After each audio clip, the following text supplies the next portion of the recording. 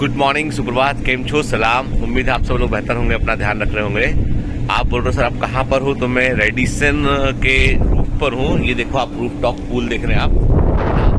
ये जनरली इस तरीके से ये रूफ टॉप पे पूल बनाते हैं। ये लगा हुआ है, मतलब इसके बाहर सीधा 5-6 मंजिल ऊंचाई पर है आप लोग, ठीक है। तो और छत पर अभी इस समय कितना बज रहा होगा आपको तो रिकॉर्डिंग जब मैं कर रहा हूँ तो 5:45 हो रहा है, तो 5:45 सुबह का हो रहा है। अर्ली मॉर्निंग है, पर आपको लग रहा होगा कितना उजाला कहाँ से आ गया। तो भोपाल है, भोपाल में काफ़ी मतलब मैं जब कल लैंड किया है यहाँ पे भोपाल आया तो जैसे ही एयरपोर्ट से बाहर निकले ऐसा लगा कि कोई ना गरम गरम जो है वो हवा का झोंका ला के छोड़ दिया और सामने ना, मतलब वो चुभने वाली गर्मी है यहाँ पे, नॉर्मल गर्मी नहीं है, चुभने वाली गर्मी भोपाल के अंदर। बॉम्बे के अंदर ऐसा है ना, गर्मी होती है बॉम्बे में, लेकिन बॉम्बे की गर्मी चुभती नहीं है, उसमें ह्यूमिडिटी रहती है प्रेजेंट। तेज हवा चल रही है छत पर यहाँ पर, है ना। और भोपाल भी दिखाता हूँ आपको, थोड़ा सा भोपाल देख के आपको समझ में आएगा कि किस तरह का शहर है भोपाल, है ना। यहाँ से जो व्यू दिखाई पड़ रहा है हमको,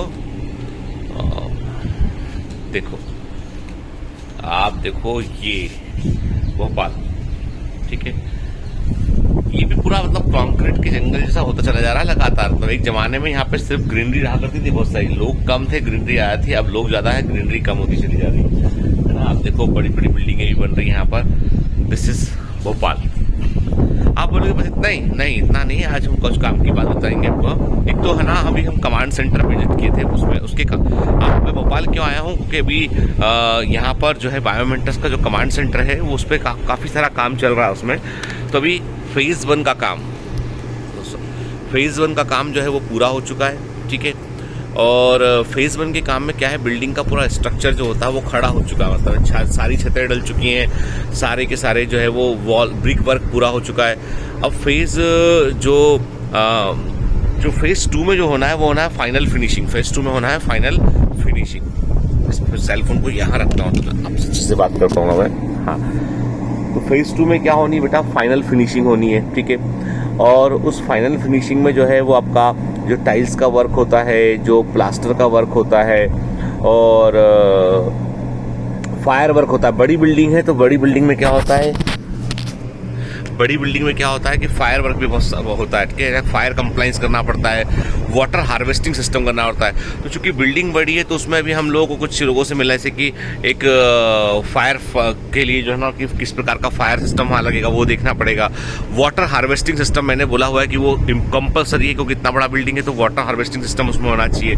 फिर सोलर पैनल उसमें होना चाहिए ताकि बिजली हम जो है वो प्रोड्यूस कर सके, बिजली को हम, और अपना कंजम्पशन बिजली का हम कंट्रोल कर सकें हम, ठीक है। तो अभी मैं जब सेंटर पे जाऊंगा तब मैं आपको उसके बारे में जो है वो आपको छोटा सा वीडियो बना के भी आपको दिखाऊंगा मैं। तो उसके लिए रिलेटेड बहुत सारी मीटिंग होती है एक्चुअली ना। जैसे एयर कंडीशनिंग सिस्टम लगना है तो एयर कंडीशनिंग सिस्टम सुन के दिल धक बैठ गया कि सर इसमें जो है एसी लगवाओगे तो 100 टन। अब यहाँ पे भोपाल का ऐसा वेदर है कि एसी के बगैर काम चल ही नहीं सकता, इतना गर्मी है यहाँ पर, ठीक है। ठंड के महीने में एसी बंद रहेगा, बारिश के मौसम में एसी की जरूरत कभी कभी पड़ती है, जब उमस होती है तब पड़ती है, अदरवाइज गर्मी समर में एसी चलता है। तो मिस्त्री इलेक्ट्रिकल ने हम लोग को एसी का कोटेशन दिया, सुन के आश्चर्य में पड़ जाओगे, दिल धक रह गया। बोलता 70 लाख रुपया। अरे हमने कहा भाई इतना ज़्यादा, तब इतने में तो हम खुद ही ठंडे हो जाएंगे शुरू किए ना, ठीक है। तो फिर हालांकि कर रहे हैं बात, नेगोशिएट कर रहे हैं, बात कर रहे हैं, उपाय ढूंढ रहे हैं कि और क्या बेहतर उपाय हो सकता है इसमें ना। तो वो तो एक्चुअली क्या है, ये ड्रीम प्रोजेक्ट है पूरा। तो ये ड्रीम प्रोजेक्ट जब पूरा होगा तो फिर आपको भी देख के लगेगा कि बायोमेंटस ने जो है वो क्या क्रिएट किया है उसने अपने कमांडोज के लिए, अपने सिस्टम को इम्प्रूव करने के लिए।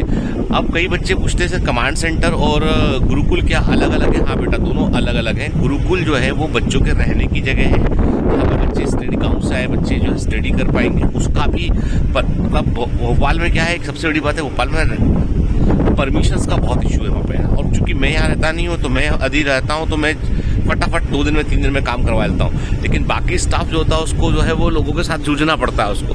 तो मैं भी आया हूँ, कुछ चीज़ें अटक रही थी उसकी काम के लिए, फिर कमांड सेंटर का काम पूरा करने के लिए। तो भोपाल मुझे लगभग हर महीने 1-2 दिन के लिए मुझे आना पड़ेगा। मेरे को समझ में आता है यहाँ तक। तो खैर ये तो अपनी कहानी। अब आज की कहानी, आज की लर्निंग पे बात फोकस करते हैं। अब एक दिन एक पेरेंट्स जो है वो, एक चूंकि स्कूल वाले जनरली टूर पे लेके जाते हैं ना, तो स्कूल वाले बच्चों को जो है स्विमिंग पूल कहीं विजिट के लिए ले गए होंगे टूर पे कि भाई चलो आज इस जगह पे तैरेंगे भी और सीखेंगे भी। तो बच्चे को पेरेंट पिकअप करना है। बच्चे ने बताया पेरेंट्स को कि भाई हमारा एक बच्चे ने अपने पापा को बताया कि मेरा तौलिया नहीं मिल रहा मेरा। अब वो पापा वो बड़े गुस्से में थे, कुछ कई लोग गुस्से के वाले मूड के होते हैं, ठीक है। तो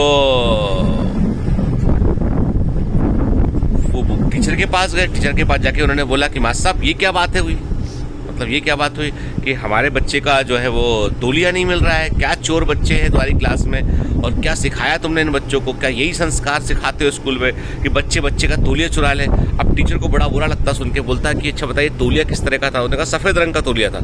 बोले सारे बच्चे यहाँ पे लाए थे वो सब अलग अपने ही सफ़ेद वाइट रंग की तौलिया रखे थे, अधिकांश बच्चे, एक दो का रंग अलग था, बाकी सब वाइट तौलिया रखे थे। मैं तो सफ़ेद में कौन सा ढूंढवा दूँ। तो पिताजी बोलते हैं देखो उस पर लिखा हुआ है इंडियन रेलवे। समझे कहानी? समझे कहानी कि नहीं समझे कहानी? कहानी ये है कि हम दूसरों को बहुत सारे उपदेश देते हैं कई बार क्या होता है कि उसके चलते जो है जो हमारे बच्चे सीखते हैं या जो हम सबकॉन्शियस माइंड में दूसरे को सिखाना चाहते हैं उसके लिए हमें खुद कुछ करना पड़ता है। सबसे बड़ी बात यह है कि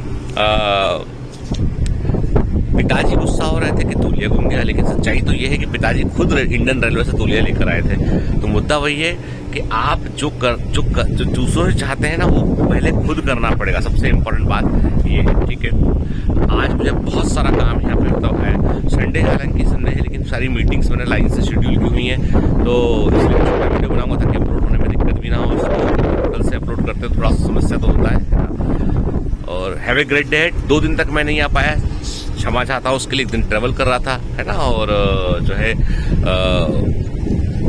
मिलते रहेंगे। मैं दिन में भी शायद कोई वीडियो बनाऊंगा तो उसे अपलोड करूंगा मैं। All the best, bye bye.